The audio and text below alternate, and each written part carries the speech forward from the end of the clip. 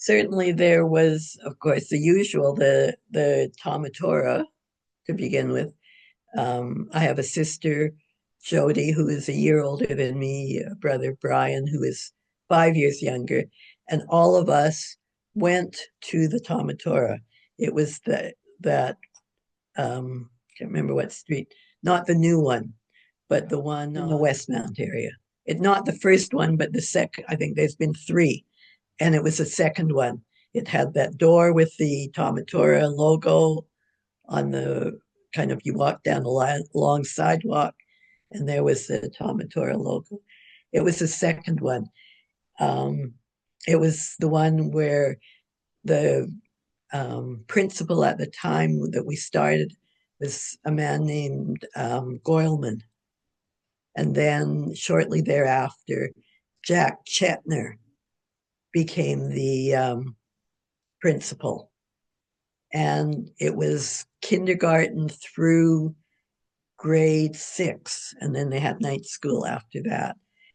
But we went there half a day English, half a day Hebrew, which I don't know if they still do it that way.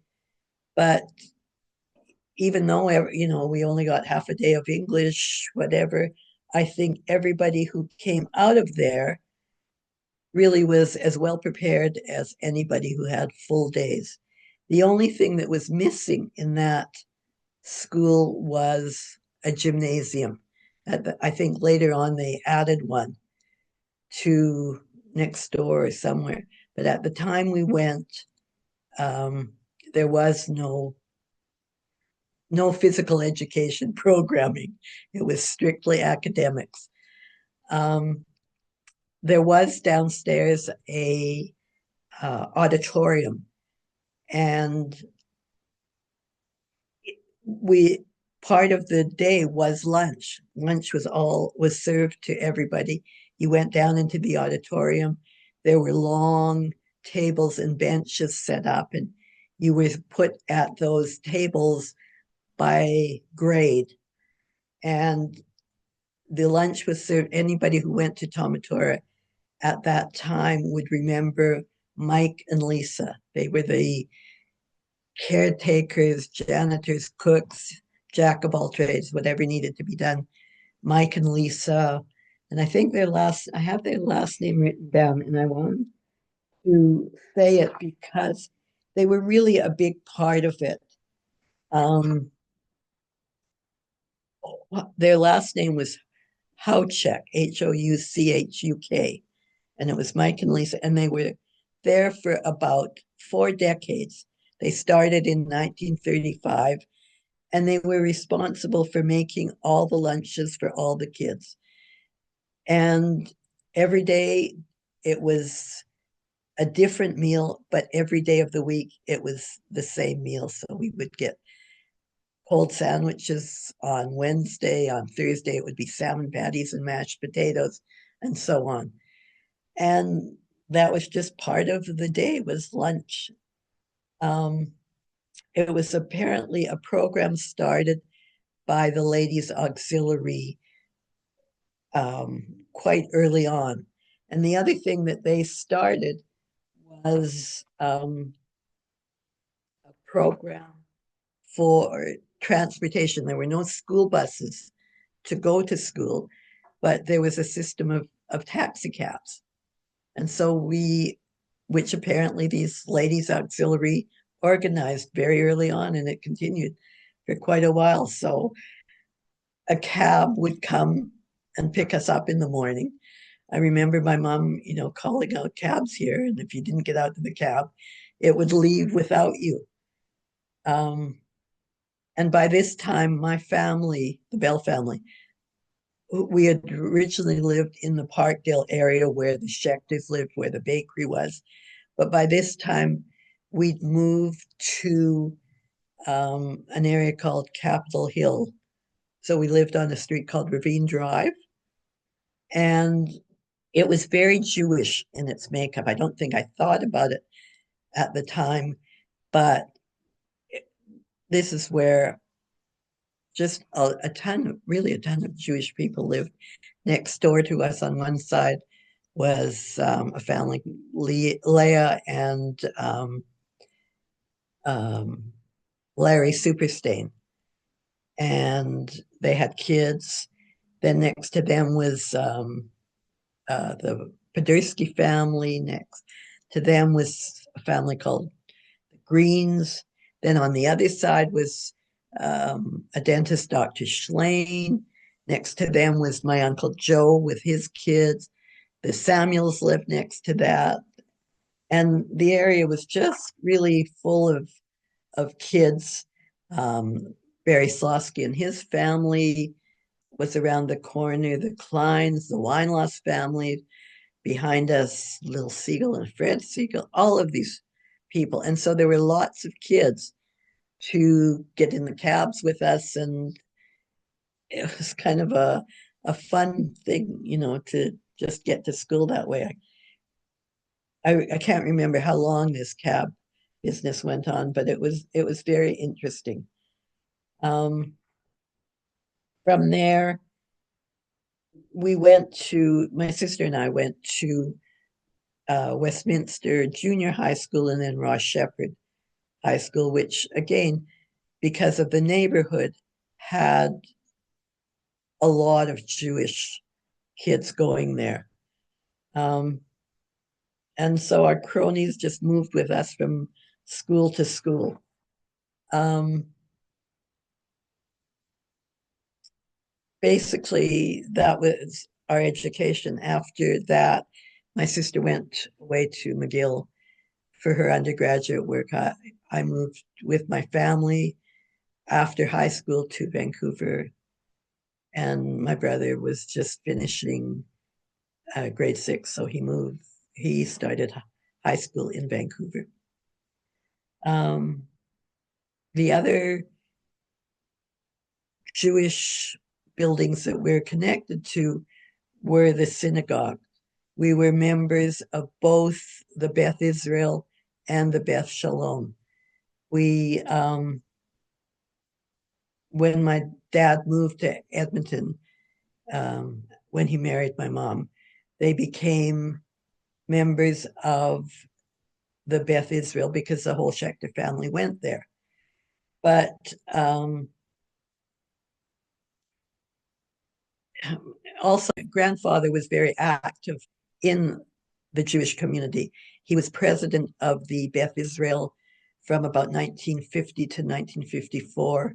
And he was also, at that time, vice president of a Northwest Conference for Judaism that was responsible for bringing in rabbis that would service all of the small communities in the Alberta area. He also, for a very long time, was chairman of the Hever Kadisha for about 40 years. And he was still active when they broke ground for the new chapel. And I think that was probably in just before we left in 1960 something or other. We actually have a picture of him at the groundbreaking. And as I said, he had a part in supervising the construction. In this picture, I think it's dated this 1963. There's people like Nate Siegel, Abe Estrin, Morris Feldman, and lots of others. And some of my uncles and my cousins have continued the connection to the Hever Kadisha over the years. So that was kind of a nice legacy for him there. But as I said, we also belonged to the Beth Shalom, the Bell family. And I think part of the reasoning for that was the idea of sitting together as a family. My father really wanted us to sit in the service, listen to it, be a part of it. And to his credit, I remember sitting next to him, listening to him davening, and it was really, part of our Jewish education. And part of the thing with the Beth Israel kids uh, would always be outside talking. There was not enough seating inside. You'd sit with your mother or your father, you'd be shuffled around. And so the idea that as a family you got to sit together in a conservative setting, it wasn't an issue for my mother, who grew up Orthodox. Same with my father. And so we were members of the Beth Shalom, but they were very close together. The Beth Shalom on Jasper Avenue, the Beth Israel at the time, the one that we went to just a couple of blocks away. And on holidays like on Yom Kippur or whatever during the break, we'd all walk over, sit down, visit with the family at the Beth Israel. There was a lot of back and forth. And so it was kind of interesting. The rabbi at the Beth Israel that I remember the most was Rabbi Postone. Again, a lovely, really lovely man. He actually officiated at my parents' wedding in 1945. So there was a long connection with him. I think when we left Vancouver, the rabbi at Beth Israel was a Rabbi Fink, if I remember correctly. And the rabbi that was at the Beth Shalom when we were there was Louis Sachs, and he was there for quite a while. And basically, those are my memories of the two synagogues. Um, and those were, the Jewish connections. Um, Other than, the Sheckter home, our home, which all were around the same time. The other interesting thing about my grandparents being so observant and going to Beth Israel was it was quite a distance from their home on 88th. And so they would stay, there was a little motel very close to the synagogue that they would stay at whenever they had to go to synagogue. They would check into this motel, they would bring all their food and set up. And it was just year after year. I can't remember the name of the hotel, but they were there. And I think a few other Jewish families did the same thing. And basically, that is my memory of um, the Jewish buildings there. My father, um, when he first moved to Edmonton, he was in business as a cattle buyer for Swifts of Canada. My grandfather in Calgary had been a butcher, and so it was kind of a natural progression. But when he came to Edmonton and got married, he was really a businessman at heart, and ended up in later life being in real estate. But in Edmonton, he started out with a variety of businesses. One of the earliest ones that I remember the building of was called National Produce. And it was on the south side of Vancouver. And, oh, sorry, of Edmonton, not Vancouver. It's on the south side of Edmonton. And it sold eggs and poultry. And it had frozen storage lockers. In those days, people didn't have access to freezers in their homes the way they do now. So they would store their meat somewhere else. And so part of this, and I remember that as a building. Things, my memories are always connected to kind of things that our family did. We were a close family and we did things together. Later in life, he owned a bowling alley downtown called B&B Bowl. B for Bell, and the second B was Bellsburg. He was in partners for that and other things with Sam Bellsburg and Sam's father and brothers, etc. So it was Bell and Bellsburg. but it was B&B Bowl. And it was the only 5-pin bowling alley downtown. And it was the first one with automatic pin setters. And so as kids, or as teenagers, whatever we were at the time, we would always go there with our friends for birthday parties, for outings. And that was a place that we went that he owned. And so that was part of our life. Um, and with my mother, it was always shopping. I spent most of my life in the fashion industry, and I developed this from, I think, my mother, who liked to take us out. And so we would go to the stores that I remember were places like Walk Right, where as a young girl, she worked. It was owned again by a Jewish family. I think it was started by the Lieberman family.